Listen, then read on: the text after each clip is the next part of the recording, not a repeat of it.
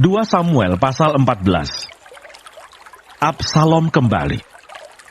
Ketika Yoab anak Zeruya mengetahui bahwa hati raja merindukan Absalom, maka ia menyuruh orang ke Tekoa menjemput dari sana seorang perempuan yang bijaksana. Lalu ia berkata kepada perempuan itu, "Berlakulah pura-pura berkabung, dan pakailah pakaian berkabung. Janganlah berurap dengan minyak, dan berlakulah seperti seorang perempuan yang telah lama berkabung karena seorang mati." Kemudian masuklah menghadap raja, dan berbicaralah kepadanya seperti ini. Lalu Yoab menaruh perkataannya ke dalam mulut perempuan itu. Ketika perempuan Tekoa itu masuk menghadap raja, sujudlah ia dengan mukanya ke tanah dan menyembah sambil berkata, "Tolonglah ya tuanku raja." Raja bertanya kepadanya, "Ada apa?" Jawabnya, "Aku ini seorang janda, sebab suamiku sudah mati. Hambamu ini mempunyai 2 orang anak laki-laki. Mereka berkelahi di padang, dan karena tidak ada yang memisahkan, maka yang satu memukul yang lain dan membunuh dia. Dan sekarang seluruh kaum keluarga bangkit melawan hambamu ini, dan mereka berkata, 'Serahkanlah orang yang membunuh saudaranya itu, supaya kami menghukum dia mati ganti nyawa saudaranya yang telah dibunuhnya itu, dan supaya kami memunahkan juga ahli waris itu. Mereka hendak memunahkan keturunanku yang masih tersisa itu, dengan tidak meninggalkan nama atau keturunan bagi suamiku di muka bumi.' Lalu berbicaralah raja kepada perempuan itu, 'Pulanglah ke rumahmu. Mengenai engkau akan kuberi perintah.' Perempuan Tekoa itu berkata kepada raja, 'Aku dan keluargaku akan menanggung kesalahan itu, ya tuanku raja.' Tetapi raja dan tahtanya tak bersalah. Lalu berkatalah raja, 'Jika ada orang yang mengatakan apa-apa lagi terhadap engkau, bawalah orang itu menghadap aku, maka ia tidak akan mengusik engkau lagi.' Kata perempuan itu, 'Kiranya raja ingat kepada Tuhan Allahmu, supaya si penuntut tebusan darah jangan terlalu banyak menimbulkan kemusnahan, dan supaya mereka jangan memunahkan anakku itu.' Lalu berkatalah raja, 'Demi Tuhan yang hidup, sehelai rambut pun dari kepala anakmu itu takkan jatuh ke bumi.' Kemudian berkatalah perempuan itu, 'Izinkanlah hambamu ini berkata sepatah kata lagi kepada tuanku raja.' Jawabnya, 'Katakanlah.' Berkatalah perempuan itu, 'Mengapa raja merancang hal yang demikian terhadap umat Allah? Oleh karena tuanku mengucapkan perkataan ini, maka tuanku sendirilah yang bersalah dengan tidak mengizinkan pulang orang yang telah dibuangnya. Sebab kita pasti mati. Kita seperti air yang tercurah ke bumi yang tidak terkumpulkan.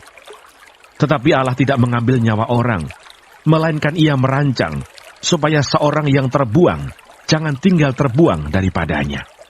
Maka sekarang aku datang mengatakan perkataan ini kepada tuanku raja, karena orang banyak itu telah menakut-nakuti aku.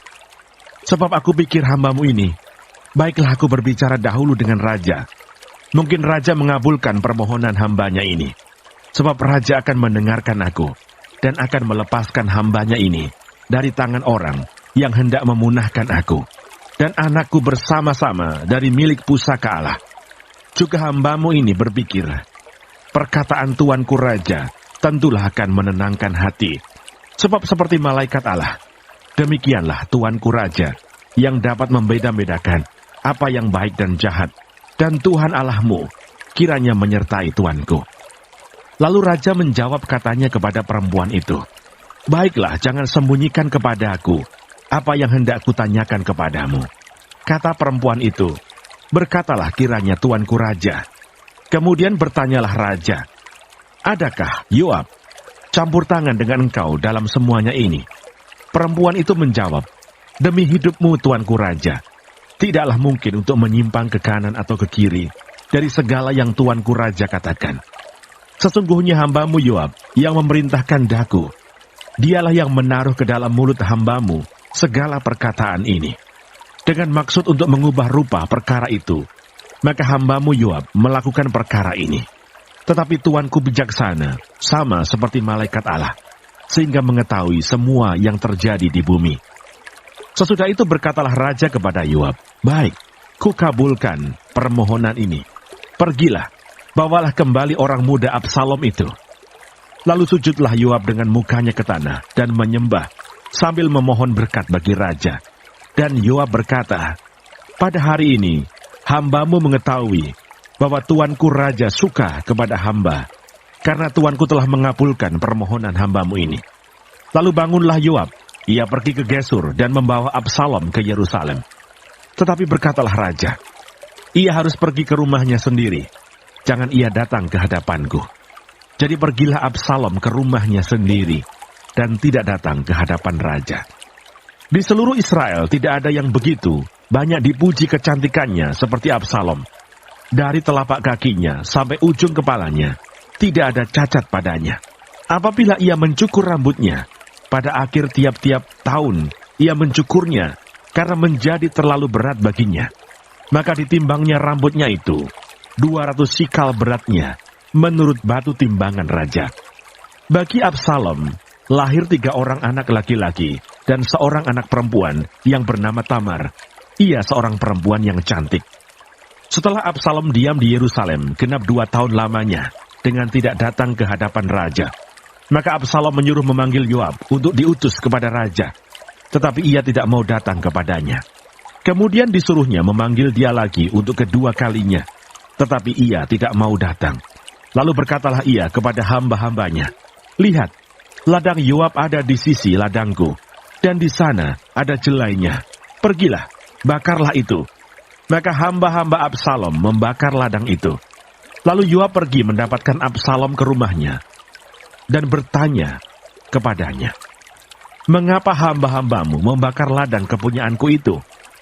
Jawab Absalom kepada Yoab, "Ya, aku telah menyuruh orang kepadamu mengatakan, 'Datanglah kemari, supaya aku mengutus engkau kepada raja untuk mengatakan, apa gunanya aku datang dari Gesur? Lebih baik aku masih tinggal di sana.' Maka sekarang aku mau datang ke hadapan raja. Jika aku bersalah, biarlah ia menghukum aku mati." Kemudian masuklah Yoab menghadap raja dan memberitahukan hal itu kepadanya. Raja memanggil Absalom dan ia masuk menghadap raja. Lalu sujud ke hadapan raja dengan mukanya ke tanah. Lalu raja mencium Absalom. 2 Samuel pasal 15. Absalom mengadakan persepakatan gelap. Sesudah itu Absalom menyediakan baginya sebuah kereta serta kuda dan 50 orang yang berlari di depannya. Maka setiap pagi berdirilah Absalom di tepi jalan yang menuju pintu gerbang.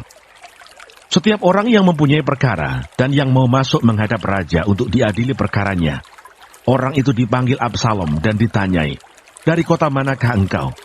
Apabila ia menjawab, "Hambamu ini datang dari suku Israel anu," maka berkatalah Absalom kepadanya, "Lihat, perkaramu itu baik dan benar.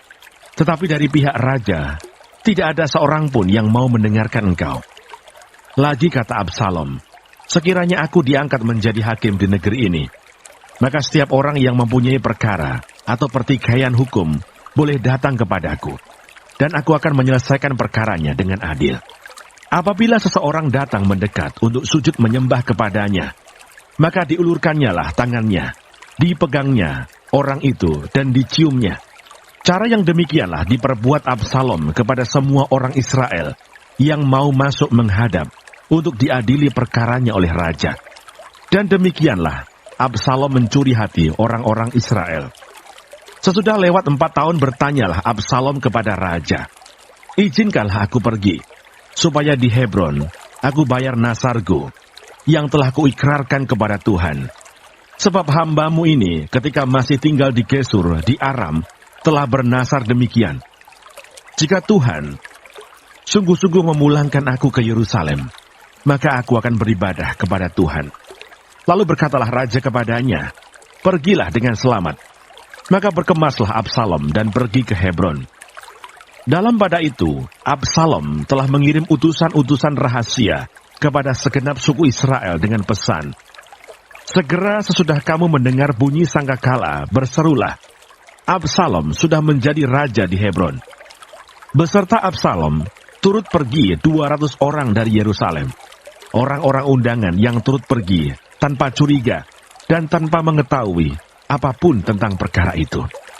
Ketika Absalom hendak mempersembahkan korban, disuruhnya datang Ahitofel, orang Gilo itu, penasihat Daud, dari Gilo kotanya. Demikianlah persepakatan gelap itu menjadi kuat, dan makin banyaklah rakyat yang memihak Absalom. Daud melarikan diri dari Yerusalem. Lalu datanglah seorang mengabarkan kepada Daud, katanya, hati orang Israel telah condong kepada Absalom. Kemudian berbicaralah Daud kepada semua pegawainya yang ada bersama-sama dengan dia di Yerusalem. Bersiaplah, marilah kita melarikan diri, sebab jangan-jangan kita tidak akan luput daripada Absalom. Pergilah dengan segera, supaya ia jangan dapat lekas menyusul kita, dan mendatangkan celaka atas kita, dan memukul kota ini dengan mata pedang. Para pegawai raja berkata kepada raja, terserah kepada tuanku raja, hamba-hambamu ini siap. Lalu keluarlah raja dan seisi rumahnya mengiringi dia. 10 orang gundik ditinggalkan raja untuk menunggui istana. Maka keluarlah raja dan seluruh orang-orangnya mengiringi dia. Dekat rumah yang terakhir mereka berhenti, sedang semua pegawainya berjalan melewatinya. Juga semua orang Kreti dan semua orang Pleti, juga semua orang Gad, 600 orang banyaknya, yang mengiringi dia sejak dari Gad, berjalan melewati raja. Lalu bertanyalah raja kepada Itai, orang Gad itu, mengapa pula engkau berjalan bersama kami? Pulanglah dan tinggallah bersama-sama raja, sebab engkau orang asing, lagi pula engkau orang buangan dari tempat asalmu. Baru kemarin engkau datang, masakan pada hari ini, aku akan membawa engkau mengembara bersama-sama kami. Padahal aku harus pergi entah kemana. Pulanglah, dan bawalah juga saudara-saudaramu pulang. Mudah-mudahan Tuhan menunjukkan kasih dan setia kepadamu. Tetapi Itai menjawab raja, demi Tuhan yang hidup, dan demi hidup tuanku raja, di mana tuanku raja ada, baik hidup atau mati, di situ hambamu juga ada. Lalu berkatalah Daud kepada Itai, jika demikian berjalanlah lewat. Kemudian lewatlah Itai, orang Gad itu, bersama-sama dengan semua orangnya, dan semua anak yang menyertai dia. Seluruh negeri menangis dengan suara keras ketika seluruh rakyat berjalan lewat. Raja menyeberangi sungai Kidron, dan seluruh rakyat berjalan ke arah padang gurun. Dan lihat, juga Sadok ada di sana, beserta semua orang Lewi, pengangkat tabut perjanjian Allah. Mereka meletakkan tabut Allah itu. Juga Abiatar ikut datang. Sampai seluruh rakyat dari kota selesai menyeberang. Lalu berkatalah raja kepada Sadok, bawalah tabut Allah itu kembali ke kota. Jika aku mendapat kasih karunia di mata Tuhan, maka ia akan mengizinkan aku kembali, sehingga aku akan melihatnya lagi, juga tempat kediamannya. Tetapi jika ia berfirman begini, aku tidak berkenan kepadamu, maka aku bersedia, biarlah dilakukannya kepadaku apa yang baik di matanya. Lagi berkatalah raja kepada Sadok imam itu, jadi engkau dan Abiatar pulanglah ke kota dengan selamat, beserta anakmu masing-masing, yakni Ahimaas anakmu dan Yonatan anak Abiatar. Ketahuilah, aku akan menanti di dekat tempat-tempat penyeberangan ke padang gurun, sampai ada kabar dari kamu untuk memberitahu aku. Lalu Sadok dan Abiatar membawa tabut Allah itu kembali ke Yerusalem, dan tinggallah mereka di sana. Daud mendaki bukit Zaitun sambil menangis. Kepalanya berselubung dan ia berjalan dengan tidak berkasut. Juga seluruh rakyat yang bersama-sama dengan dia, masing-masing berselubung kepalanya, dan mereka mendaki sambil menangis. Ketika kepada Daud dikabarkan demikian, Ahitofel ada di antara orang-orang yang bersepakat dengan Absalom. Maka berkatalah Daud, gagalkanlah kiranya nasihat Ahitofel itu ya Tuhan. Ketika Daud sampai ke puncak, ke tempat orang sujud menyembah kepada Allah, maka datanglah Husai orang Arki, mendapatkan dia dengan jubah yang terkoyak, dan dengan tanah di atas kepala. Berkatalah Daud kepadanya, jika engkau turut dengan aku, maka engkau menjadi beban kepadaku nanti. Tetapi jika engkau kembali ke kota dan berkata kepada Absalom, aku ini hambamu ya Raja, sejak dahulu aku hamba ayahmu, tetapi sekarang aku menjadi hambamu. Dengan demikian, engkau dapat membatalkan nasihat Ahitofel demi aku. Bukankah Sadok dan Abiatar, imam-imam itu, ada bersama-sama engkau di sana. Jadi segala yang kau dengar dari dalam istana raja, haruslah kau beritahukan kepada Sadok dan Abiatar, imam-imam itu. Ingatlah, di sana bersama-sama dengan mereka, ada kedua anak mereka, Ahimaas anak Sadok, dan Yonatan anak Abiatar. Dengan perantaraan mereka, haruslah kamu kirimkan kepadaku segala hal yang kamu dengar. Dan tibalah Husai, sahabat Daud, di Yerusalem, tepat pada waktu Absalom masuk ke kota itu. 2 Samuel pasal 16. Daud bertemu dengan Siba. Ketika Daud baru saja melewati puncak, datanglah Siba, hamba Mefiboset, mendapatkan dia, membawa sepasang keledai yang berpelana, dengan muatan 200 ketul roti, 100 buah kue kismis, 100 buah-buahan musim panas, dan sebuyung anggur. Lalu bertanyalah raja kepada Siba, apakah maksudmu dengan semuanya ini?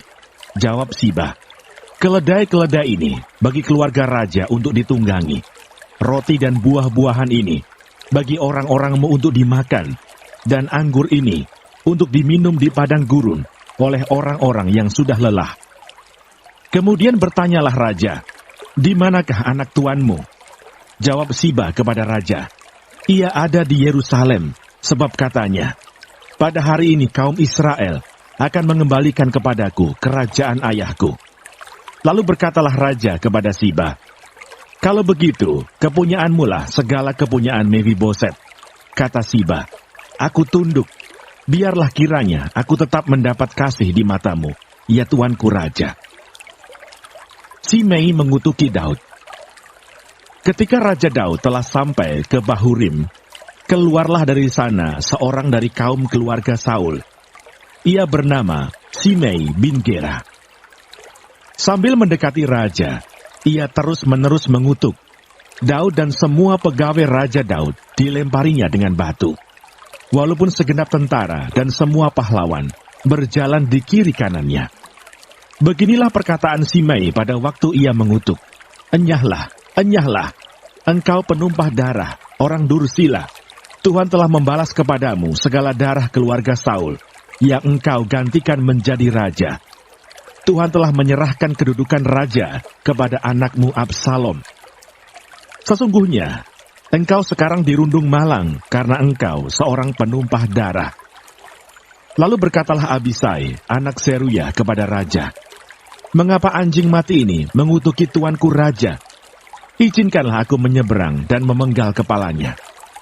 Tetapi kata raja, apakah urusanku dengan kamu, hai anak-anak Seruya? Biarlah ia mengutuk. Sebab apabila Tuhan berfirman kepadanya, kutukilah Daud, siapakah yang akan bertanya, mengapa engkau berbuat demikian?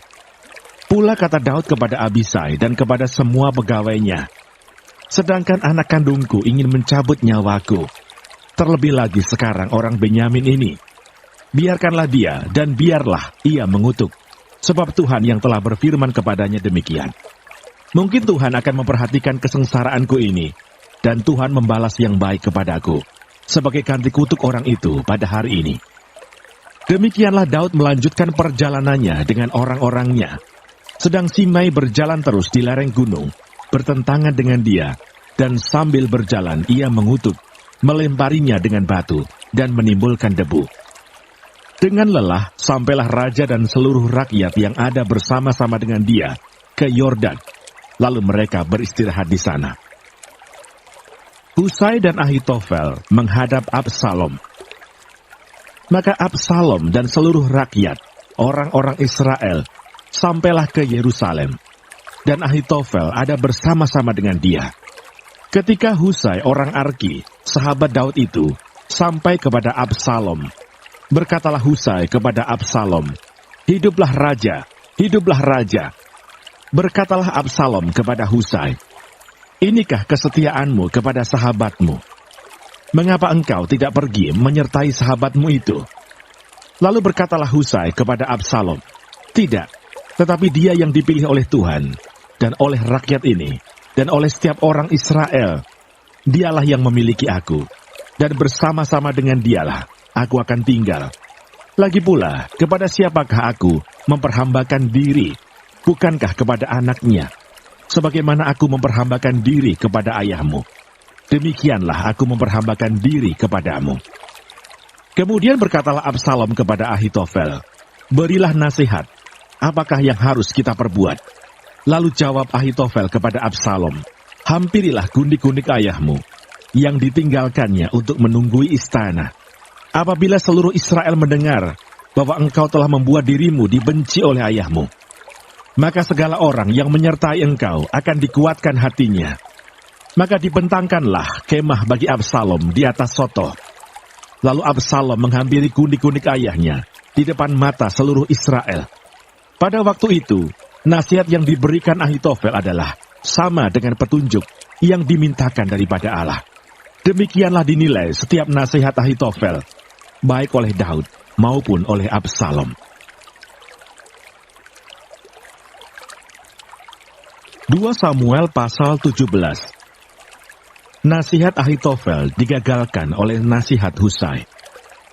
Berkatalah Ahitofel kepada Absalom, izinkanlah aku memilih 12.000 orang, maka aku akan bersiap dan mengejar Daud pada malam ini juga. Aku akan mendatangi dia selagi ia lesu dan lemah semangatnya, dan mengejutkan dia. Seluruh rakyat yang ada bersama-sama dengan dia akan melarikan diri, maka aku dapat menewaskan raja sendiri. Demikianlah aku akan membawa pulang seluruh rakyat itu kepadamu, seperti seorang mempelai perempuan kembali kepada suaminya. Jadi engkau mencari nyawa satu orang saja, sedang seluruh rakyat tetap selamat. Perkataan ini disetujui oleh Absalom dan oleh semua tua-tua Israel. Tetapi berkatalah Absalom, panggillah juga Husai orang Arki itu, supaya kita mendengar apa yang hendak dikatakannya. Ketika Husai datang kepada Absalom, berkatalah Absalom kepadanya demikian, beginilah perkataan yang dikatakan Ahitofel. Apakah kita turut nasihatnya? Jika tidak, katakanlah. Lalu berkatalah Husai kepada Absalom, nasihat yang diberikan Ahitofel kali ini tidak baik, kata Husai pula. Engkau tahu bahwa ayahmu dan orang-orangnya adalah pahlawan, dan bahwa mereka sakit hati, seperti beruang yang kehilangan anak di padang. Lagi pula ayahmu adalah seorang prajurit sejati. Ia tidak akan membiarkan rakyat tidur. Tentulah ia sekarang bersembunyi dalam salah satu lubang atau di salah satu tempat. Apabila pada penyerangan pertama beberapa orang tewas, dan ada orang mendengar hal itu, maka orang akan berkata, rakyat yang telah mengikut Absalom sudah menderita kekalahan. Maka seorang gagah perkasa sekalipun, yang hatinya seperti hati singa, akan tawar hati sama sekali. Sebab seluruh Israel tahu bahwa ayahmu itu seorang pahlawan, dan orang-orang yang bersama-sama dia adalah orang gagah perkasa. Sebab itu kunasihatkan, suruhlah seluruh Israel dari Dan sampai Beersheba berkumpul kepadamu, seperti pasir di tepi laut banyaknya, dan engkau sendiri juga harus turut bertempur. Apabila kita mendatangi dia di salah satu tempat di mana ia terdapat, maka kita akan menyergapnya, seperti embun jatuh ke bumi, sehingga tidak ada yang lolos, baik dia maupun orang-orang yang menyertainya. Dan jika ia mengundurkan diri ke suatu kota, maka seluruh Israel akan mengikat kota itu dengan tali, dan kita akan menyeretnya sampai ke sungai, hingga batu kecil pun tidak terdapat lagi di sana. Lalu berkatalah Absalom dan setiap orang Israel, nasihat Husai orang Arki itu lebih baik daripada nasihat Ahitofel. Sebab Tuhan telah memutuskan bahwa nasihat Ahitofel yang baik itu digagalkan, dengan maksud supaya Tuhan mendatangkan celaka kepada Absalom. Daud ke Mahanaim. Sesudah itu berkatalah Husai kepada Sadok dan kepada Abiatar, imam-imam itu, ini dan itu dinasihatkan Ahitofel kepada Absalom dan kepada para tua-tua Israel, tetapi ini dan itu kunasihatkan. Oleh sebab itu, suruhlah dengan segera memberitahukan kepada Daud demikian, pada malam ini janganlah bermalam di tempat-tempat penyeberangan ke padang gurun, tetapi menyeberanglah dengan segera, supaya jangan raja dan seluruh rakyat yang bersama-sama dengan dia itu ditelan habis. Yonatan dan Ahimaas menunggu di En-Rogel, dan setiap kali ada seorang budak perempuan yang datang membawa kabar kepada mereka, dan mereka pun langsung memberitahu Raja Daud, sebab mereka tidak boleh dilihat memasuki kota. Tetapi seorang anak melihat mereka, lalu memberitahu Absalom. Jadi pergilah keduanya dengan segera, dan sampailah mereka ke rumah seseorang di Bahurim yang mempunyai sumur di halamannya. Maka turunlah mereka ke dalamnya. Kemudian perempuan itu mengambil kain tudungan, membentangkannya di atas mulut sumur itu, dan menaburkan butir-butir gandum di atasnya, sehingga tidak kelihatan apa-apa. Sampailah orang-orang Absalom kepada perempuan itu di rumahnya, lalu bertanya, "Di manakah Ahimaas dan Yonatan?" Jawab perempuan itu kepada mereka, "Mereka telah menyeberangi sungai itu." Kemudian mereka mencari, tetapi tidak mendapatnya. Lalu pulanglah mereka ke Yerusalem. Setelah orang-orang itu pergi, keluarlah keduanya dari sumur, lalu pergi memberitahu Raja Daud. Kata mereka kepada Daud, "Bersiaplah, dan seberangilah dengan segera sungai ini, sebab ini dan itu dinasihatkan Ahitofel terhadap kamu." Lalu bersiaplah Daud dan seluruh rakyat yang bersama-sama dengan dia, dan mereka menyeberangi sungai Yordan. Pada waktu fajar tidak ada seorang pun yang ketinggalan, yang tidak menyeberangi sungai Yordan. Ketika dilihat Ahitofel bahwa nasihatnya tidak dipedulikan, dipasangnyalah pelana keledainya. Lalu berangkatlah ia ke rumahnya, ke kotanya. Ia mengatur urusan rumah tangganya, kemudian menggantung diri. Demikianlah ia mati, lalu ia dikuburkan dalam kuburan ayahnya. Maka sampailah Daud ke Mahanaim ketika Absalom menyeberangi sungai Yordan dengan seluruh orang Israel yang menyertainya. Absalom telah mengangkat Amasa menggantikan Yoab untuk mengepalai tentara. Amasa adalah anak seorang yang bernama Yitra, seorang Ismail yang telah memperistri Abigail binti Nahas, saudara perempuan Seruya, ibu Yoab. Lalu orang Israel dan Absalom berkemah di tanah Gilead. Ketika Daud tiba di Mahanaim, maka Sobi bin Nahas dari Raba, kota Bani Amon, dan Makir bin Amiel dari Lodebar, dan Barsilai orang Gilead dari Rogelim, membawa tempat tidur, pasu, periuk belanga, juga gandum, jelai, tepung, bertih gandum, kacang babi, kacang merah besar, kacang merah kecil, madu, dadi, kambing domba, dan keju lembu bagi Daud dan bagi rakyat yang bersama-sama dengan dia untuk dimakan. Sebab kata mereka, rakyat ini tentu telah menjadi lapar, lelah dan haus di padang gurun. 2 Samuel pasal 18. Absalom terpukul kalah dan mati. Daud memeriksa barisan tentara yang bersama-sama dengan dia. Kemudian ia mengangkat kepala pasukan 1000 dan kepala pasukan 100 atas mereka. Lalu Daud menyuruh tentara itu maju berperang. Sepertiga di bawah perintah Yoab, sepertiga lagi di bawah perintah Abisai, anak Seruya, adik Yoab, dan sepertiga lainnya di bawah perintah Itai, orang Gad itu. Lalu berkatalah raja kepada rakyat, "Aku juga akan maju berperang bersama-sama dengan kamu." Tetapi tentara itu berkata, "Janganlah tuanku maju berperang, sebab apabila kami terpaksa melarikan diri, maka mereka tidak akan menghiraukan kami. Bahkan sekalipun mati separuh daripada kami, mereka tidak akan menghiraukan kami. Tetapi tuanku sama harganya dengan 10.000 orang daripada kami. Sebab itu, adalah lebih baik bahwa tuanku bersedia menolong kami dari kota." Kemudian berkatalah raja kepada mereka, "Apa yang kamu pandang baik akan kuperbuat." Lalu berdirilah raja di sisi pintu gerbang, dan seluruh tentara itu berjalan keluar, beratus-ratus dan beribu-ribu. Dan raja memerintahkan kepada Yoab, Abisai dan Itai demikian, "Perlakukanlah Absalom orang muda itu dengan lunak karena aku." Dan seluruh tentara mendengar ketika raja memberi perintah itu kepada semua kepala pasukan mengenai Absalom. Lalu tentara itu maju ke padang menyerang orang Israel, dan terjadilah pertempuran di hutan Efraim. Tentara Israel terpukul kalah di sana oleh orang-orang Daud. Dan pada hari itu terjadilah di sana pertumpahan darah yang dahsyat. 20.000 orang tewas. Kemudian pertempuran meluas dari sana. meliputi seluruh daerah itu, dan hutan itu memakan lebih banyak orang di antara tentara daripada yang dimakan pedang pada hari itu. Kebetulan Absalom bertemu dengan orang-orang Daud. Adapun Absalom menunggangi Bagal.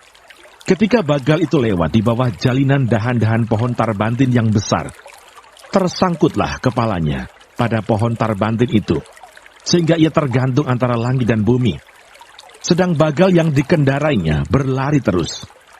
Seseorang melihatnya, lalu memberitahu Yoab, katanya, "Aku melihat Absalom tergantung pada pohon tarbantin." Yoab berkata kepada orang yang memberitahu kepadanya itu, "Apa? Jika engkau melihatnya, mengapa engkau tidak membanting dia ke tanah di tempat itu juga? Maka selayaknya aku memberi engkau 10 sikal perak dan 1 ikat pinggang." Tetapi orang itu berkata kepada Yoab, "Sekalipun aku mendapat 1000 sikal perak di telapak tanganku, takkan aku menjamah anak raja itu, sebab di depan telinga kamilah raja memberi perintah kepadamu dan kepada Abisai dan kepada Itai, katanya, 'Lindungilah Absalom orang muda itu karena aku.' Sebaliknya, jika aku mencabut nyawanya dengan khianat, tidak ada sesuatu pun yang tinggal tersembunyi kepada raja, maka engkau akan menjauhkan diri." Tetapi Yoab berkata, "Aku tidak mau membuang-buang waktu dengan kau seperti ini." Lalu diambilnyalah 3 lembing dalam tangannya, dan ditikamkannya ke dada Absalom, sedang ia masih hidup di tengah-tengah dahan pohon tarbantin itu. Kemudian 10 bujang pembawa senjata Yoab mengelilingi Absalom, lalu memukul dan membunuh dia. Sesudah itu Yoab meniup sangkakala, sehingga tentara berhenti mengejar orang Israel, sebab Yoab mau menahan tentaranya itu. Lalu mereka mengambil mayat Absalom dan melemparkannya ke dalam lubang yang besar di hutan itu. Kemudian mereka mendirikan di atasnya timbunan batu yang sangat besar, dan seluruh orang Israel melarikan diri masing-masing ke kemahnya.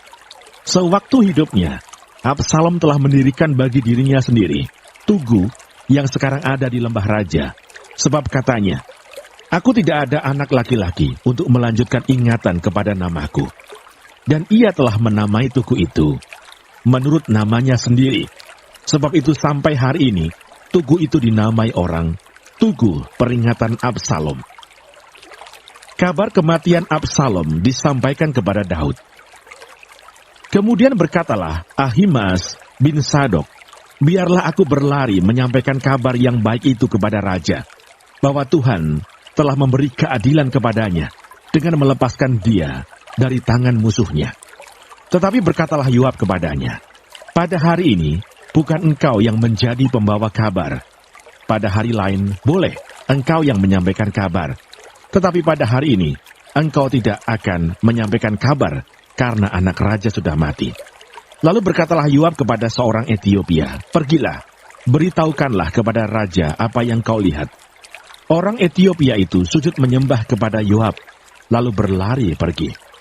Tetapi berkatalah sekali lagi Ahimaas bin Sadok kepada Yoab, "Apapun yang terjadi, izinkanlah juga aku berlari pergi menyusul orang Etiopia itu."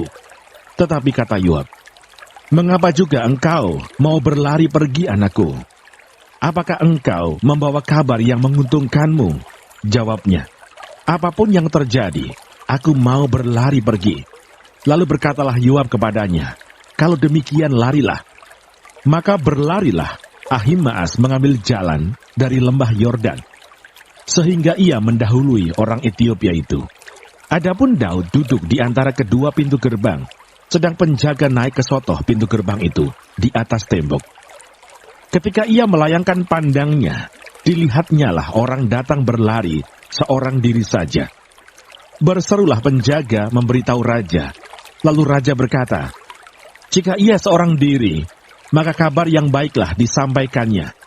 Sementara orang itu mendekat, penjaga itu melihat seorang lain datang berlari.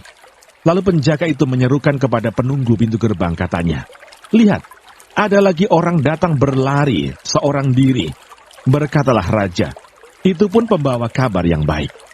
Sesudah itu berkatalah penjaga, "Aku lihat cara berlari orang yang pertama itu, seperti cara berlari Ahimaas bin Sadok."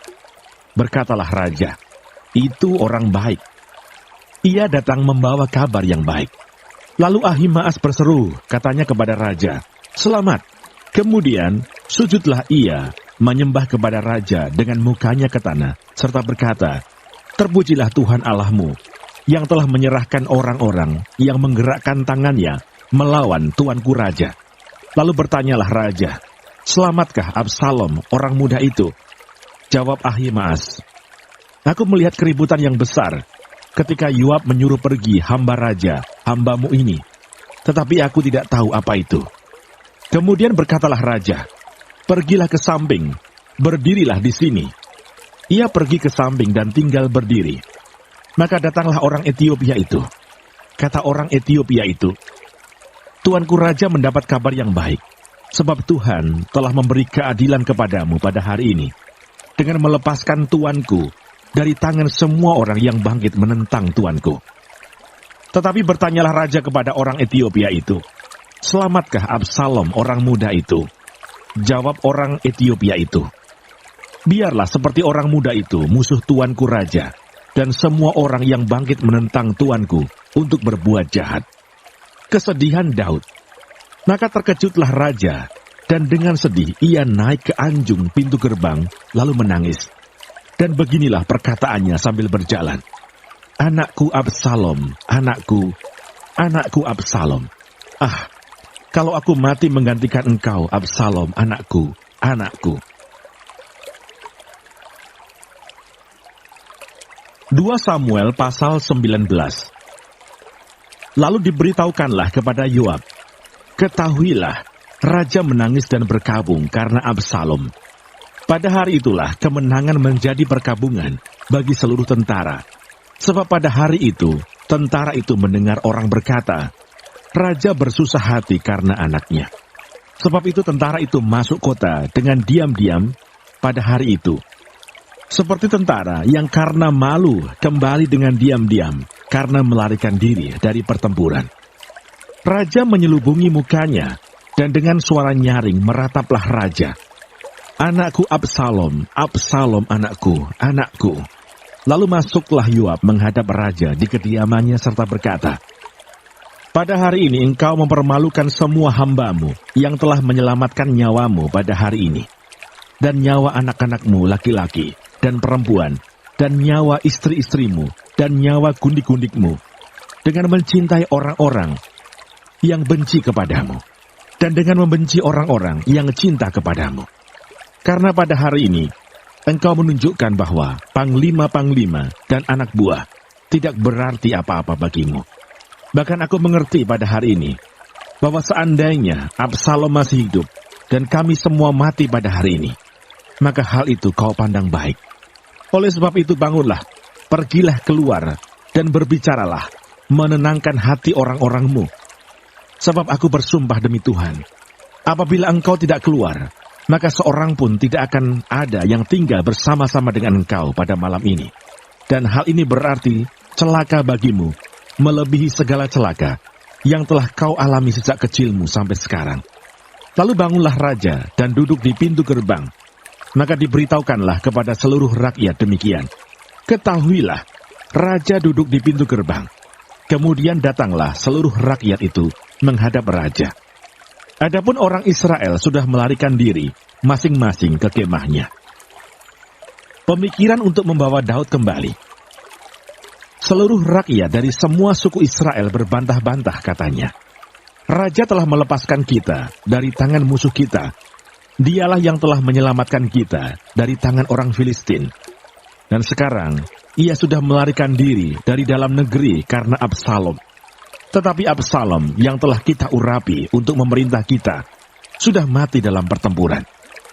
Maka sekarang mengapa kamu berdiam diri dengan tidak membawa raja kembali?" Raja Daud telah menyuruh orang kepada Sadok dan Abiatar imam-imam itu dengan pesan, "Berbicaralah kepada para tua-tua Yehuda demikian, mengapa kamu menjadi yang terakhir untuk membawa raja kembali ke istananya? Sebab perkataan seluruh Israel telah sampai kepada raja. Kamulah saudara-saudaraku, kamulah darah dagingku. Mengapa kamu menjadi yang terakhir untuk membawa raja kembali? Dan kepada Amasa haruslah kamu katakan, Bukankah engkau darah dagingku? Beginilah kiranya Allah menghukum aku, bahkan lebih lagi daripada itu, jika engkau tidak tetap menjadi panglimaku, menggantikan Yoab." Demikianlah dibelokkannya hati semua orang Yehuda secara serentak, sehingga mereka menyuruh menyampaikan kepada raja pesan ini, "Kembalilah, tuanku, dan semua anak buahmu." Raja berangkat pulang, Simei menyongsong raja. Lalu berangkatlah raja pulang dan sampailah ia ke tepi sungai Yordan. Sementara itu orang Yehuda telah sampai ke Gilgal untuk menyongsong raja dan untuk membawa raja menyeberang sungai Yordan. Juga Simei bin Gera, orang Benyamin dari suku Bahurim itu, cepat-cepat datang bersama-sama dengan orang-orang Yehuda untuk menyongsong Raja Daud. Juga ada 1.000 orang dari daerah Benyamin bersama-sama dengan dia, dan Siba, hamba keluarga Saul, dan ke-15 anaknya laki-laki, dan ke-20 hambanya bersama-sama dengan dia, datang tergesa-gesa ke sungai Yordan, mendahului raja, lalu menyeberang dari tempat penyeberangan untuk menyeberangkan keluarga raja, dan untuk melakukan apa yang dipandangnya baik.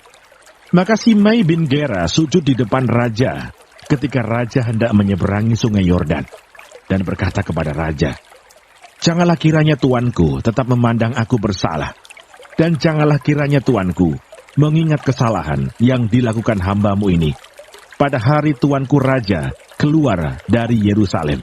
Janganlah kiranya raja memperhatikannya lagi, sebab hambamu ini tahu bahwa hamba telah berbuat dosa.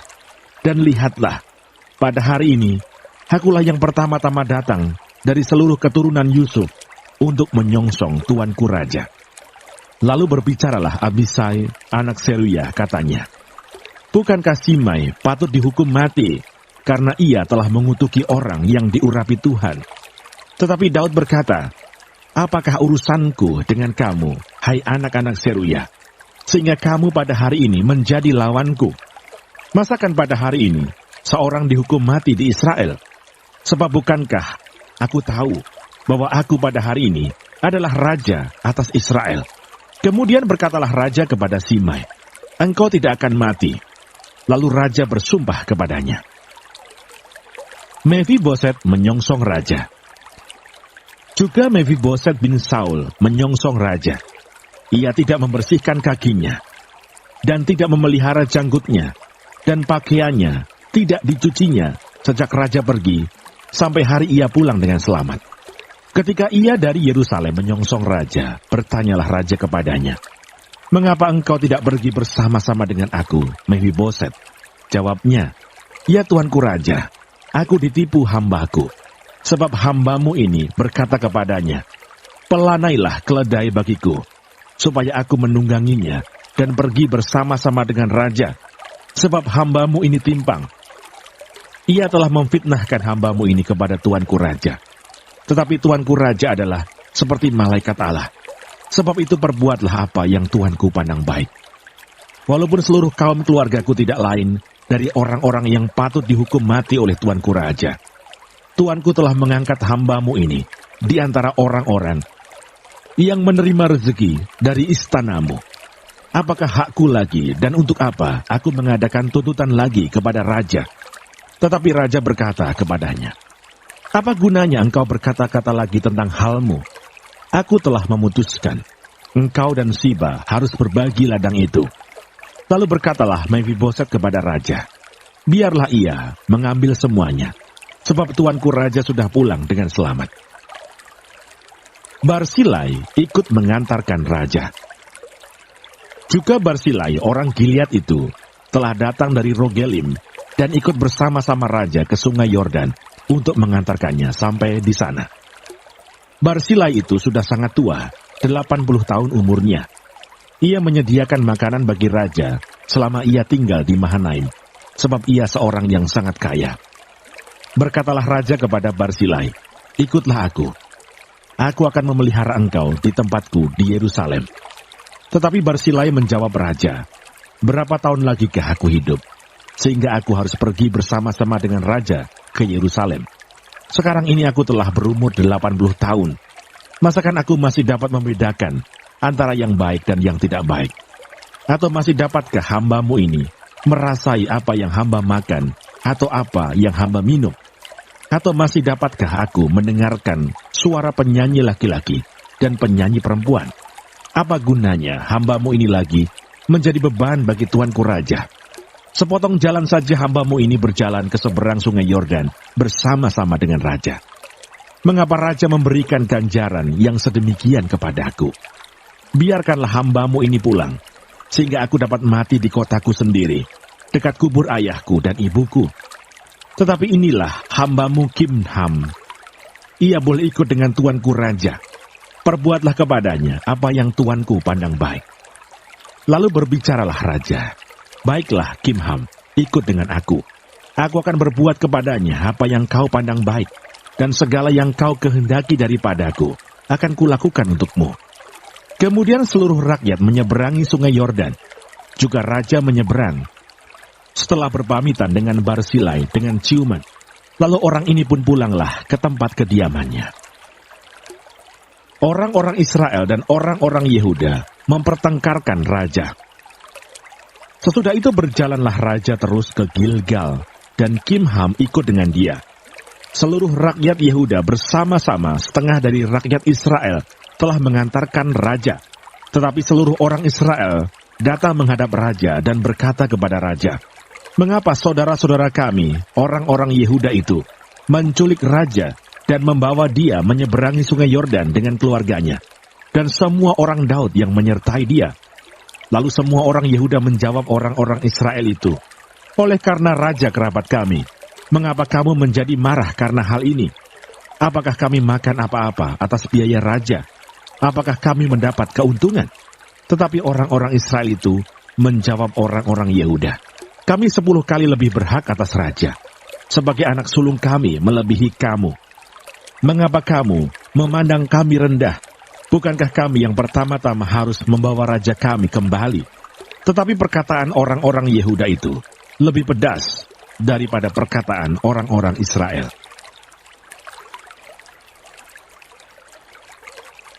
2 Samuel pasal 20. Pemberontakan Seba. Kebetulan ada di sana seorang Dursila bernama Seba bin Bikri, orang Benyamin. Ia meniup sangkakala serta berkata, "Kita tidak memperoleh bagian daripada Daud. Kita tidak memperoleh warisan dari anak Isai itu. Masing-masing ke kemahnya, hai orang Israel." Lalu semua orang Israel itu meninggalkan Daud dan mengikuti Seba bin Bikri, sedangkan orang-orang Yehuda tetap berpaut kepada raja mereka, mengikutinya dari sungai Yordan sampai Yerusalem. Sampailah Daud ke istananya di Yerusalem. Lalu raja mengambil ke-10 gundik yang ditinggalkannya untuk menunggui istana. Kemudian dimasukkannya mereka dalam sebuah rumah di bawah penjagaan. Ia memelihara mereka, tetapi tidak dihampirinya. Mereka tetap terasing seperti janda sampai hari mati mereka. Berkatalah raja kepada Amasa, "Kerahkanlah bagiku orang-orang Yehuda dalam 3 hari." Kemudian menghadaplah lagi kemari. Lalu pergilah Amasa mengerahkan orang Yehuda, tetapi ia menunda-nunda tugas itu sampai melewati waktu yang ditetapkan raja baginya. Lalu berkatalah Daud kepada Abisai, "Sekarang Seba bin Bikri lebih berbahaya bagi kita daripada Absalom. Jadi engkau bawalah orang-orang tuanmu ini dan kejarlah dia, supaya jangan ia mencapai kota yang berkubu. Dan dengan demikian, ia luput daripada kita." Lalu Yoab orang Kreti dan orang Pleti dan semua pahlawan keluar menyusul dia. Mereka keluar dari Yerusalem untuk mengejar Seba bin Bikri. Ketika mereka sampai ke batu besar yang di Gibeon, maka Amasa sudah tiba di sana lebih dahulu daripada mereka. Adapun Yoab mengenakan pakaian perang, dan di luarnya ada ikat pinggang, dengan pedang bersarung terpaut pada pinggangnya. Ketika ia tampil ke muka, terjatuhlah pedang itu. Berkatalah Yoab kepada Amasa, "Engkau baik-baik, saudaraku?" Sementara itu tangan kanan Yoab memegang janggut Amasa untuk mencium dia. Amasa tidak awas terhadap pedang yang ada di tangan Yoab itu. Yoab menikam pedang itu ke perutnya, sehingga isi perutnya tertumpah ke tanah.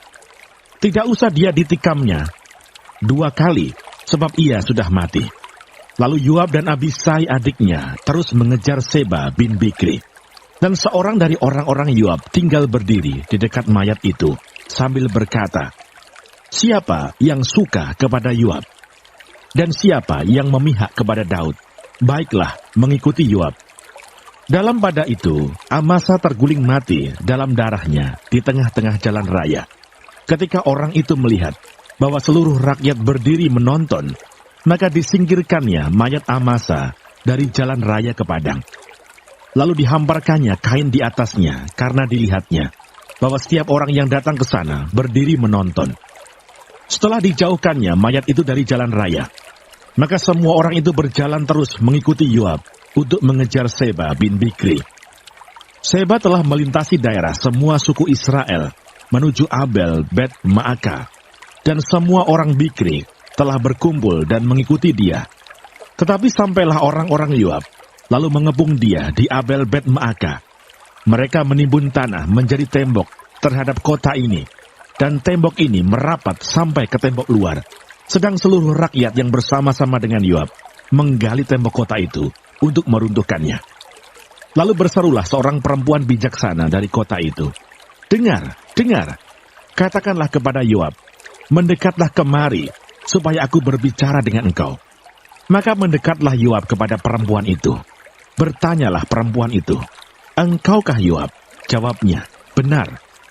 Lalu berkatalah perempuan itu kepadanya, "Dengarkanlah perkataan hambamu ini." Jawabnya, "Baik." Kemudian berkatalah perempuan itu, "Dahulu, biasa orang berkata begini, baiklah orang minta petunjuk di Abel dan di Dan. Apakah sudah dihapuskan apa yang telah ditetapkan oleh orang-orang yang setia di Israel? Tetapi engkau ini berikhtiar membinasakan suatu kota, apalagi suatu kota induk di Israel. Mengapa engkau hendak menelan habis milik pusaka Tuhan?" Lalu Yoab menjawab, "Jauhlah, jauhlah daripadaku untuk menelan dan memusnahkanmu. Bukankah begitu halnya?" Tetapi seorang dari pegunungan Efraim yang bernama Seba bin Bikri telah menggerakkan tangannya melawan Raja Daud. "Serahkanlah dia seorang diri, maka aku akan undur dari kota ini." Lalu berkatalah perempuan itu kepada Yoab, "Baik, kepalanya akan dilemparkan kepadamu dari belakang tembok ini." Kemudian masuklah pula perempuan itu dan berbicara kepada seluruh rakyat dengan bijaksana. Sesudah itu mereka memenggal kepala Seba bin Bikri dan melemparkannya kepada Yoab. Yoab meniup sangkakala, lalu berserak-seraklah mereka meninggalkan kota itu, masing-masing ke tempatnya. Maka pulanglah Yoab ke Yerusalem kepada raja. Pegawai-pegawai Daud. Yoab menjadi kepala atas segenap tentara Israel, dan Benaya bin Yoyada menjadi kepala atas orang Kreti dan orang Pleti. Adoram menjadi kepala orang Rodi, dan Yosafat bin Ahilud menjadi bendahara negara. Seya menjadi panitera negara. Sadok dan Abiatar menjadi imam. Juga Ira, orang Yair itu, menjadi imam pada Daud. 2 Samuel pasal 21. Orang-orang Gibeon dan keluarga Saul. Dalam zaman Daud, terjadilah kelaparan selama 3 tahun berturut-turut. Lalu Daud pergi menanyakan petunjuk Tuhan. Berfirmanlah Tuhan, pada Saul dan keluarganya melekat hutang darah, karena ia telah membunuh orang-orang Gibeon. Lalu raja memanggil orang-orang Gibeon dan berkata kepada mereka, orang-orang Gibeon itu tidak termasuk orang Israel, tetapi termasuk sisa-sisa orang Amori. Dan walaupun orang Israel telah bersumpah kepada mereka, Saul berikhtiar membasmi mereka dalam kegiatannya dan kepentingan orang Israel dan Yehuda. Daud berkata kepada orang-orang Gibeon itu, apakah yang dapat kuperbuat bagimu? Dan dengan apakah dapat kuadakan penebusan, supaya kamu memberkati milik pusaka Tuhan? Lalu berkatalah orang-orang Gibeon itu kepadanya, bukanlah perkara emas dan perak urusan kami dengan Saul serta keluarganya. Juga bukanlah urusan kami untuk membunuh seseorang di antara orang Israel. Tetapi kata Daud, apakah yang kamu kehendaki akan kuperbuat bagimu? Sesudah itu berkatalah mereka kepada raja, "Dari orang yang hendak membinasakan kami, dan yang bermaksud memunahkan kami, sehingga kami tidak mendapat tempat dimanapun di daerah Israel, biarkanlah diserahkan 7 orang anaknya laki-laki kepada kami, supaya kami menggantung mereka di hadapan Tuhan, di Gibeon, di bukit Tuhan." Lalu berkatalah raja, "Aku akan menyerahkan mereka." Tetapi raja merasa sayang kepada Mephiboset bin Yonatan bin Saul, karena sumpah demi Tuhan ada di antara mereka, di antara Daud dan Yonatan bin Saul. Lalu raja mengambil kedua anak laki-laki Rispa binti Aya yang dilahirkannya bagi Saul, yakni Armoni dan Mephiboset, dan kelima anak laki-laki Merab binti Saul, yang dilahirkannya bagi Adriel bin Barsilai orang Mehola itu. Kemudian diserahkannyalah mereka ke dalam tangan orang-orang Gibeon itu. Orang-orang ini menggantung mereka di atas bukit di hadapan Tuhan. Ke-7 orang itu tewas bersama-sama. Mereka telah dihukum mati pada awal musim menuai, pada permulaan musim menuai jelai. Lalu Rispa binti Aya mengambil kain karung dan membentangkannya bagi dirinya di atas gunung batu. Dari permulaan musim menuai sampai tercurah air dari langit ke atas mayat mereka. Ia tidak membiarkan burung-burung di udara mendatangi mayat mereka pada siang hari, ataupun binatang-binatang di hutan pada malam hari. Ketika diberitahukan kepada Daud apa yang diperbuat Rispa binti Aya, gundik Saul itu, maka pergilah Daud mengambil tulang-tulang Saul dan tulang-tulang Yonatan anaknya dari warga-warga kota Yabes Gilead yang telah mencuri tulang-tulang itu dari tanah lapang di Betsan, tempat orang Filistin menggantung mereka. Ketika orang Filistin memukul Saul kalah di Gilboa, ia membawa dari sana tulang-tulang Saul dan tulang-tulang Yonatan anaknya. Dikumpulkanlah juga tulang-tulang orang-orang yang digantung tadi, lalu dikuburkan bersama-sama tulang-tulang Saul dan Yonatan anaknya di tanah Benyamin, di Zela, di dalam kubur Kis ayahnya. Orang melakukan segala sesuatu yang diperintahkan raja. Maka sesudah itu Allah mengabulkan doa untuk negeri itu. Peperangan melawan orang Filistin. Ketika terjadi lagi peperangan antara orang Filistin dan orang Israel, maka berangkatlah Daud bersama-sama dengan orang-orangnya, lalu berperang melawan orang Filistin, sampai Daud menjadi letih lesu. Yisbi Benob, yang termasuk keturunan raksasa, berat tombaknya 300 sikal tembaga, dan ia menyandang pedang yang baru, menyangka dapat menewaskan Daud. Tetapi Abisai anak Seruya datang menolong Daud, lalu merobohkan dan membunuh orang Filistin itu. Pada waktu itu orang-orang Daud memohon dengan sangat kepadanya, kata mereka, "Janganlah lagi engkau maju berperang bersama-sama dengan kami, supaya keturunan Israel jangan punah bersama-sama engkau." Sesudah itu terjadi lagi pertempuran melawan orang Filistin di Gob.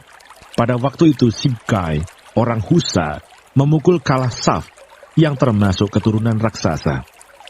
Dan terjadi lagi pertempuran melawan orang Filistin di Gob. Elhanan bin Yaare, Oregim, orang Bethlehem itu, menewaskan Goliat, orang Gad itu, yang gagang tombaknya seperti pesa, tukang tenun. Lalu terjadi lagi pertempuran di Gad, dan di sana ada seorang yang tinggi perawakannya, yang tangannya dan kakinya masing-masing berjari 6, 24 seluruhnya. Juga orang ini termasuk keturunan raksasa. Ia mengolok-olok orang Israel. Maka Yonatan, anak Simea, kakak Daud, menewaskannya. Keempat orang ini termasuk keturunan raksasa di Gad. Mereka tewas oleh tangan Daud dan oleh tangan orang-orangnya. 2 Samuel pasal 22. Nyanyian syukur Daud. Daud mengatakan perkataan nyanyian ini kepada Tuhan pada waktu Tuhan telah melepaskan dia dari cengkeraman semua musuhnya dan dari cengkeraman Saul. Ia berkata, "Ya Tuhan, bukit batuku, kubu pertahananku dan penyelamatku. Allahku, gunung batuku, tempat aku berlindung.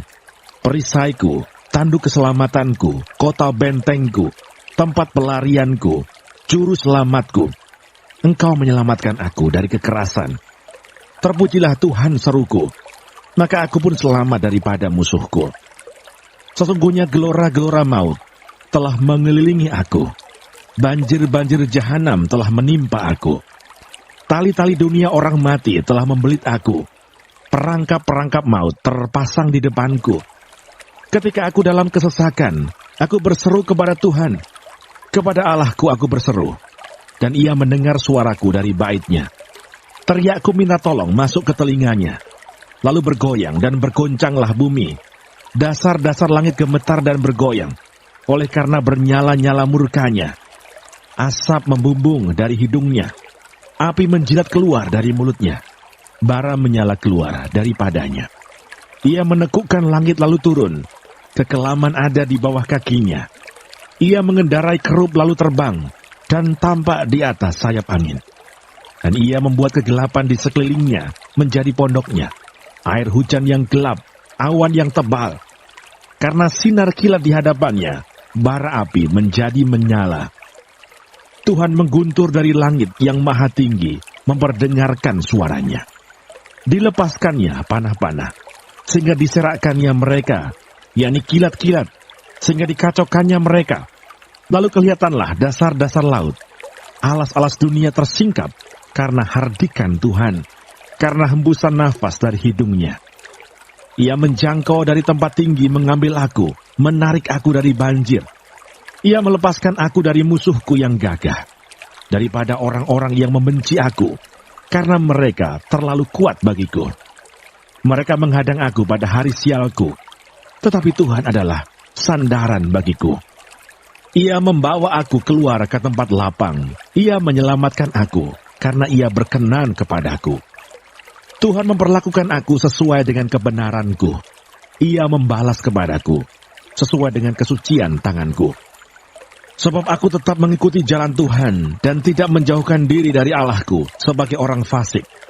Sebab segala hukumnya kuperhatikan, dan dari ketetapannya aku tidak menyimpang. Aku berlaku tidak bercelah kepadanya dan menjaga diri terhadap kesalahan. Karena itu Tuhan membalas kepadaku sesuai dengan kebenaranku, sesuai dengan kesucianku di depan matanya. Terhadap orang yang setia, engkau berlaku setia. Terhadap orang yang tidak bercela, engkau berlaku tidak bercela. Terhadap orang yang suci, engkau berlaku suci. Tetapi terhadap orang yang bengkok, engkau berlaku belat-belit. Bangsa yang tertindas engkau selamatkan, tetapi matamu melawan orang-orang yang tinggi hati, supaya mereka kau rendahkan. Karena engkaulah pelitaku ya Tuhan, dan engkau menyinari kegelapanku. Karena dengan engkau aku berani menghadapi gerombolan. Dengan Allahku, aku berani melompati tembok. Adapun Allah jalannya sempurna, sabda Tuhan itu murni. Dia menjadi perisai bagi semua orang yang berlindung padanya. Sebab siapakah Allah selain dari Tuhan? Dan siapakah gunung batu selain dari Allah kita? Allah, dialah yang menjadi tempat pengungsianku yang kuat, dan membuat jalanku rata, yang membuat kakiku seperti kaki rusa, dan membuat aku berdiri di bukit, yang mengajar tanganku berperang, sehingga lenganku dapat melengkungkan busur tembaga. Juga kau berikan kepadaku perisai keselamatanmu, dan kebaikanmu telah membuat aku besar. Kau berikan tempat lapang untuk langkahku, dan mata kakiku tidak goyah. Aku mengejar musuhku sampai mereka kupunahkan, dan tidak berbalik sebelum mereka kuhabiskan. Aku menghabiskan dan meremukkan mereka, sehingga mereka tidak bangkit lagi, dan mereka rebah di bawah kakiku. Engkau telah mengikat pinggangku dengan keperkasaan untuk berperang. Engkau tundukkan ke bawah kuasaku, orang yang bangkit melawan aku. Kau buat musuhku lari daripadaku. Orang-orang yang membenci aku, mereka kubinasakan. Mereka berteriak minta tolong, tetapi tidak ada yang menyelamatkan. Mereka berteriak kepada Tuhan, tetapi Ia tidak menjawab mereka. Aku menggiling mereka halus-halus seperti debu tanah. Aku menumbuk mereka dan menginjak-injak mereka seperti lumpur di jalan. Dan Engkau meluputkan aku dari perbantahan bangsaku. Engkau memelihara aku sebagai kepala atas bangsa-bangsa. Bangsa yang tidak kukenal menjadi hambaku. orang-orang asing tunduk menjilat kepadaku. Baru saja telinga mereka mendengar, mereka taat kepadaku. Orang-orang asing pucat layu dan keluar dari kota kubunya dengan gemetar. Tuhan hidup, terpujilah gunung batuku. Dan ditinggikanlah kiranya Allah gunung batu keselamatanku. Allah yang telah mengadakan pembalasan bagiku, yang telah membawa bangsa-bangsa ke bawah kuasaku, dan yang telah membebaskan aku daripada musuhku. Dan Engkau telah meninggikan aku, mengatasi mereka yang bangkit melawan aku. Engkau telah melepaskan aku dari para penindas.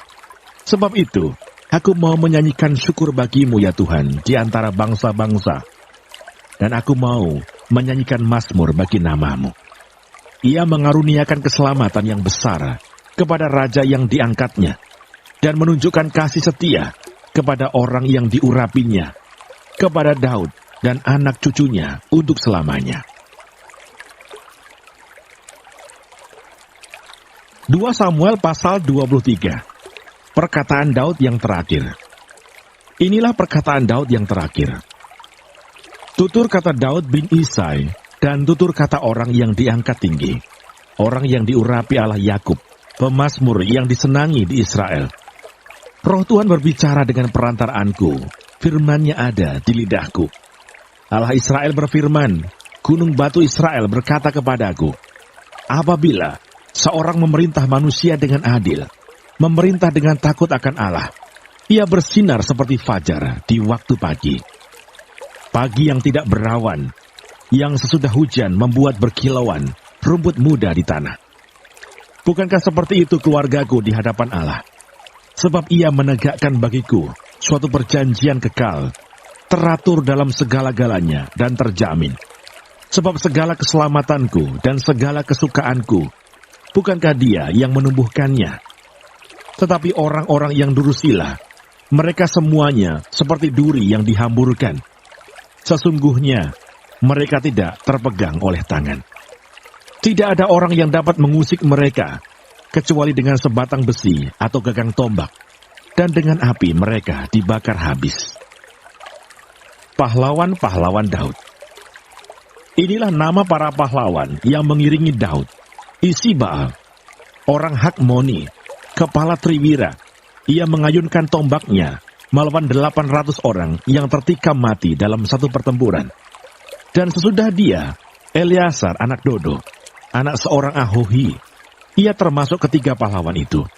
Ia ada bersama-sama Daud ketika mereka mengolok-olok orang Filistin yang telah berkumpul di sana untuk berperang, padahal orang-orang Israel telah mengundurkan diri. Tetapi ia bangkit dan membunuh demikian banyak orang Filistin, sampai tangannya lesu dan tinggal melekat pada pedangnya. Tuhan memberikan pada hari itu kemenangan yang besar. Rakyat datang kembali mengikuti dia hanya untuk merampas. Sesudah dia, Sama anak Age, orang Harari, ketika orang Filistin berkumpul di Lehi. Di sana ada sebidang tanah ladang penuh kacang merah. Dan tentara telah melarikan diri dari hadapan orang Filistin. Maka berdirilah ia di tengah-tengah ladang itu. Ia dapat mempertahankannya dan memukul kalah orang Filistin. Demikianlah diberikan Tuhan kemenangan yang besar. Sekali datanglah 3 orang dari ke-30 kepala mendapatkan Daud menjelang musim menuai dekat gua Adulam, sedang sepasukan orang Filistin berkemah di lembah Refaim. Pada waktu itu Daud ada di dalam kubu gunung, dan pasukan pendudukan orang Filistin pada waktu itu ada di Bethlehem. Lalu timbullah keinginan pada Daud, dan ia berkata, sekiranya ada orang yang memberi aku minum air dari perigi Bethlehem yang ada dekat pintu gerbang. Lalu ketiga pahlawan itu menerobos perkemahan orang Filistin. Mereka menimba air dari perigi Bethlehem yang ada dekat pintu gerbang, mengangkatnya dan membawanya kepada Daud. Tetapi Daud tidak mau meminumnya, melainkan mempersembahkannya sebagai korban curahan kepada Tuhan. Katanya, jauhlah daripadaku ya Tuhan, untuk berbuat demikian. Bukankah ini darah orang-orang yang telah pergi dengan mempertaruhkan nyawanya? Dan tidak mau ia meminumnya. Itulah yang dilakukan ketiga pahlawan itu. Abisai, adik Yoab, anak Seruya, dialah kepala ke-30 orang itu. Dan dialah yang mengayunkan tombaknya melawan 300 orang yang mati di tikamnya. Ia mendapat nama di antara ke-30 orang itu. Bukankah ia yang paling dihormati di antara ke-30 orang itu? Memang, ia menjadi pemimpin mereka, tetapi ia tidak dapat menyamai Triwira itu. Selanjutnya Benaya bin Yoyada, anak seorang yang gagah perkasa, yang besar jasanya, yang berasal dari Kabseel.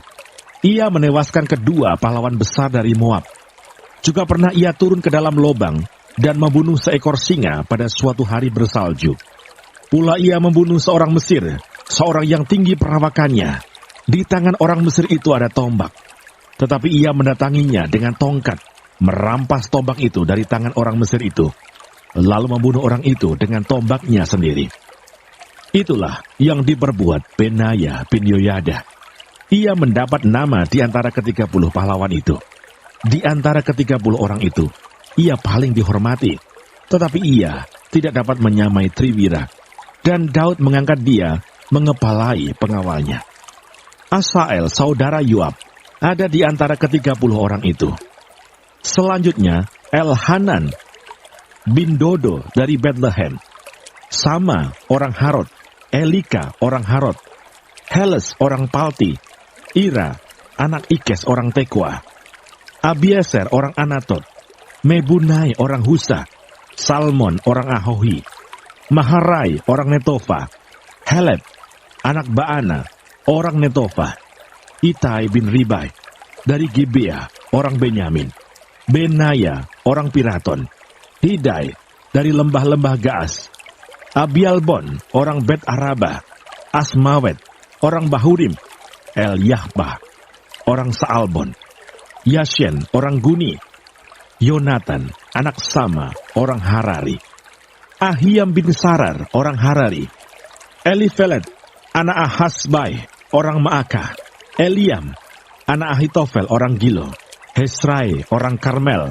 Pairai orang Arbi, Yigal bin Natan dari Soba, Bani orang Gad, Zelek orang Amon, Naharai orang Beerot. Pembawa senjata Yoab anak Zeruya, Ira orang Yetri, Gareb orang Yetri, Uriah orang Het. Semuanya 37 orang. 2 Samuel pasal 24. Pendaftaran dan hukuman. Bangkitlah pula murka Tuhan terhadap orang Israel. Ia menghasut Daud melawan mereka, firman-Nya, "Pergilah, hitunglah orang Israel dan orang Yehuda." Lalu berkatalah raja kepada Yoab dan para panglima tentara yang bersama-sama dengan dia, "Jelajahilah segenap suku Israel, dari Dan sampai Berseba. Adakanlah pendaftaran di antara rakyat, supaya aku tahu jumlah mereka." Lalu berkatalah Yoab kepada raja, "Kiranya Tuhan Allahmu menambahi rakyat 100 kali lipat daripada yang ada sekarang. Dan semoga mata tuanku raja sendiri melihatnya. Tetapi mengapa tuanku raja menghendaki hal ini?" Namun titah raja itu terpaksa diikuti oleh Yoab dan oleh para panglima tentara. Maka pergilah Yoab dan panglima-panglima tentara itu atas perintah raja untuk mengadakan pendaftaran di antara bangsa Israel. Mereka menyeberangi sungai Yordan, lalu mulai dari Aroer dan dari kota yang terletak di tengah-tengah lembah ke arah Gad dan Yaeser. Kemudian sampailah mereka ke Gilead dan ke Kades di negeri orang Het. Selanjutnya sampailah mereka ke Dan, dan dari Dan mengambil jurusan Sidon. Kemudian sampailah mereka ke tempat yang berkubu, Tirus, dan ke segala kota orang Hewi dan orang Kanaan. Akhirnya tibalah mereka di bagian selatan Yehuda di Berseba. Setelah mereka menjelajah seluruh negeri itu, sampailah mereka kembali ke Yerusalem setelah lewat 9 bulan dan 20 hari. Lalu Yoab memberitahukan kepada raja hasil pendaftaran rakyat. Orang Israel ada 800.000 orang perangnya yang dapat memegang pedang, dan orang Yehuda ada 500.000. Tetapi berdebar-debarlah hati Daud setelah ia menghitung rakyat, lalu berkatalah Daud kepada Tuhan, "Aku telah sangat berdosa karena melakukan hal ini.